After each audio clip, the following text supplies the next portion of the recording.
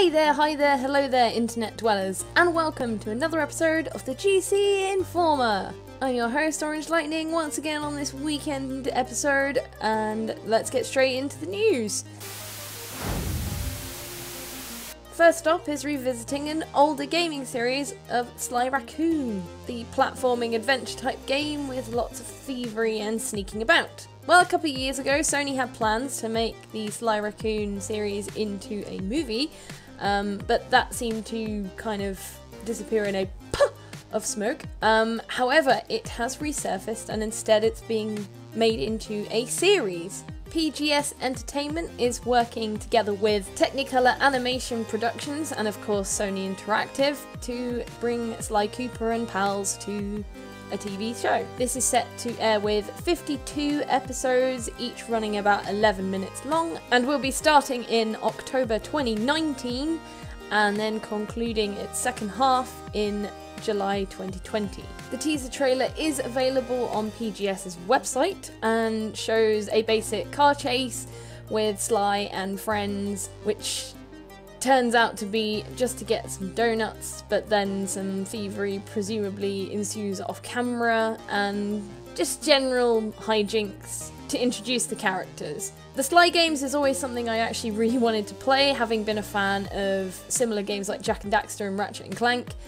But they're really hard to get a hold of. It was one of the ones I think that was a lot rarer than the other two, which was kind of annoying, but hey-ho. But it's very evident that this show is going for a nice mix of comedy and action, which I believe is what the games are really known for. But interestingly is apparently aimed at 6 to 10-year-olds, so it's a bit of a strange audience because that's not the audience who would have been playing the games when they came out, because they're a lot older now.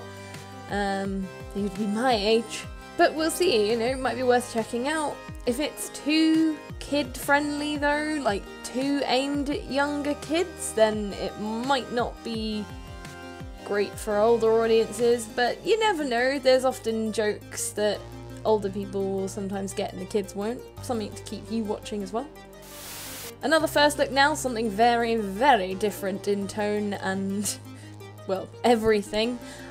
Is a 15-minute look at the beginning of the final season of Telltale's The Walking Dead series. This is a game series that has been full of highs and lows in both reception and emotions, but in fairness kind of started and revitalized a whole new way of telling stories in video games and has been quite a flagship for that, so definitely give it props. But this season will see the end of Clementine's story, which will be quite a touching point for a lot of players because, let's face it, Clementine has been it since the beginning. This whole series has been about her and her growth from child to a woman during the terrors of a zombie apocalypse. So we've gone through a complete role reversal. We were introduced to Clementine as a young child being protected by Lee.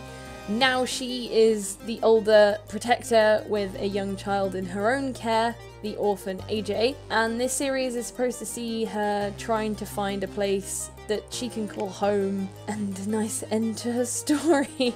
Although I'm not sure if you will ever have a nice end to a story during a zombie apocalypse unless the zombie apocalypse ends, which I doubt will happen. But Telltale have promised a gut-wrenching story for this final segment. To be honest, with all the gut-wrenching stories in the other segments, I couldn't see this being any different. And the player will end up deciding the end of Clementine's story. So choose correctly. Also, the artwork and design for the game has been upgraded yet again, and my god does it look gorgeous as ever. Gritty, dark, everything looks dirty and desolate and rusty. Oh, it's such a sight to behold, but the cell shading is still there, and I've always loved the way everyone is drawn. It's a lovely comic book style brought to life in a video game world, and it works better than ever. And if you want your sneak peek, go check it out. But there's not long to wait because the first episode is due out on August 14th, and go from there. I still need to play the rest of it. I think I played the first season and half of the second one, so I've still got some catching up to do before I'm ready for this one. Crap. There's been some tension over Fortnite's summer skirmish, in that the player who won the skirmish, Eyedrop's Bodies, I like that name, won $130,000 for winning the skirmish, and immediately other players took to the internet to accuse Eyedrops of cheating. So the winning player killed 129 players in order to secure victory. However, the PlayStation 4 player was not live streaming at the time, and so has been accused of using a mouse and keyboard for added accuracy, as well as having other players to help them out. Some Reddit users straight away jumped online and accused Eyedrops of cheating, going so far as to elaborately refer to it as a crime being committed and warning Epic of this foolishness, this burglary, and requesting a full-on investigation. I can't help but read it in that elaborate formal voice because, oh my god, melodrama! To their credit, Epic did say that they launched a full investigation, but they could not find any evidence that would support this claim of Eyedrop's Bodies cheating in the ways that they've been suggested. To be honest, how would you be able to find that out? It's not like everything has a camera in it and you can have a look at what they're doing.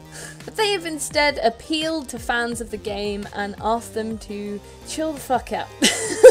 No, not in those words, but in a politer way. But they have quite rightly said that basically, please do not accuse other players when you have no solid evidence to go on. If you have proof, then sure, but if you have no evidence and it's literally just blind accusations because you're salty that you didn't win, meh. The term unsportsmanlike has been used, and I could not agree more. Sore losers.